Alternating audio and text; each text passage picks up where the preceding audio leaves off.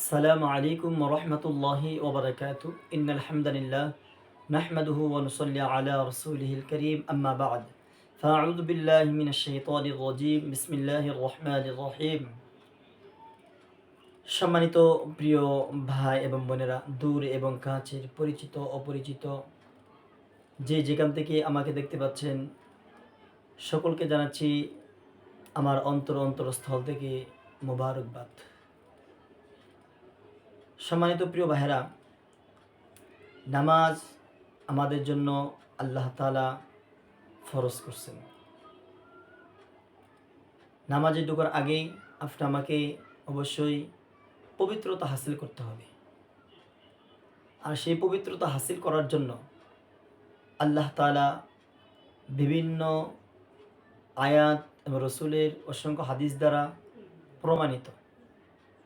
এই জন্য অবশ্যই আমরা খেয়াল রাখব বা মনে রাখব, আমরা যখন নামাজে দাঁড়াবো অবশ্যই আমাদের অজু আছে কিনা, বা আমাদের পবিত্র হাসিল করতে পারছি কিনা, পবিত্রতা হাসিল করতে পারছি কিনা, সে সম্পর্কে আমি কিছু কথা আপনাদের সামনে বলার জন্য চেষ্টা করছি।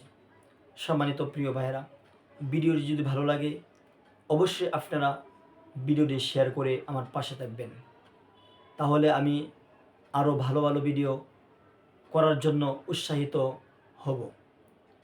সম্মানিত প্রিয় ভাইয়েরা, নামাজে প্রবেশ করার আগেই আমাদের যেহেতু পবিত্রতা হাসিল করতে হয়, এই জন্য নামাজের বাহিরে এবং ভিতরে 13টি ফরজ রয়েছে।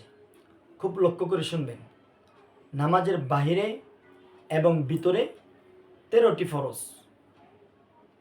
নামাজের বাহিরে 7 ফরজ, অর্থাৎ নামাজে প্রবেশ করার আগেই 7টা ফরজ। চিন্তা করছেন, আপনি পবিত্রতা হাসিল করবেন নামাজে প্রবেশ করার জন্য, তার মানে কি নামাজে প্রবেশ করার আগেই 7টা ফরজ আপনাকে আদায় করতে হবে।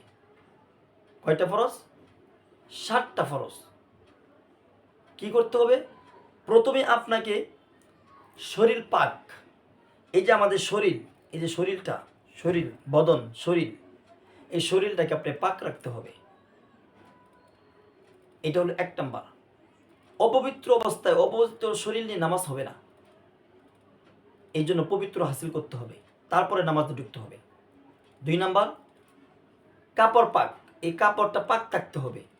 কাপড় যদি আপনার ময়লা থাকে, কাপড় যদি আপনার দুর্গন্ধ হয়ে যায়, বা নাজাদাতে হাফি বা যাতে বড় যেটাকে পরসা পায়খানা লেগে থাকে, আপনি অপবিত্র, তাহলে আপনার কি হবে না, তাহলে আপনাকে অবশ্যই নামাজ হবে না, পবিত্রতা হাসিল হবে না। অবশ্যই আপনাকে পবিত্রতা হাসিল করতে হবে, শরীর পাক, কাপড় পাক। এবং নামাজের জায়গাটা কি করতে হবে? নামাজের জায়গা অবশ্যই পবিত্র রাখতে হবে। যে জায়গায় দাঁড়ায় আপনি নামাজ পড়বেন সেই জায়গাটা আপনার অবশ্যই পবিত্র থাকতে হবে। সতর ডাকতে হবে, এই সতর ডাকা অর্থাৎ আপনার হাঁটু, পুরুষের সতরগুলো আছে সেই সতরটা অবশ্যই ডাকতে হবে। ক্যাবলামুখী হওয়া, অর্থাৎ পশ্চিমমুখী হওয়া। ক্যাবলা আমাদের যে বাইতুল মুকররম, আমাদের দিক থেকে পশ্চিম দিক, অর্থাৎ ক্যাবলামুখী হয়ে নামাজ পড়া। এবং কোন নামাজটা পড়তেছেন সেই নামাজ সম্পর্কে আপনাকে অবশ্যই নিয়ত করতে হবে।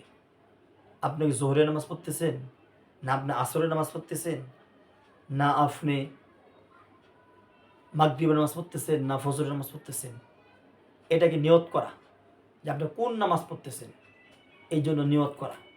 সম্মানিত প্রিয় ভাইয়েরা, আমি আপনাদেরকে বলার জন্য চেষ্টা করেছি যে নামাজের ঢুকার আগেই পবিত্রতা হাসিল করা সম্পর্কে 7টা, অর্থাৎ নামাজের বাহিরে 7টি ফরজ। নামাজের বাহিরে কয় ফরজ?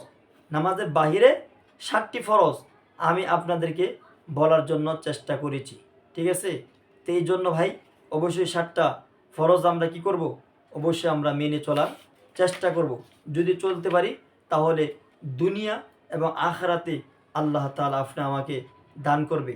আর কি হলো? নামাজের বাহিরে 6টি, নামাজের ভিতরে কি 6টি?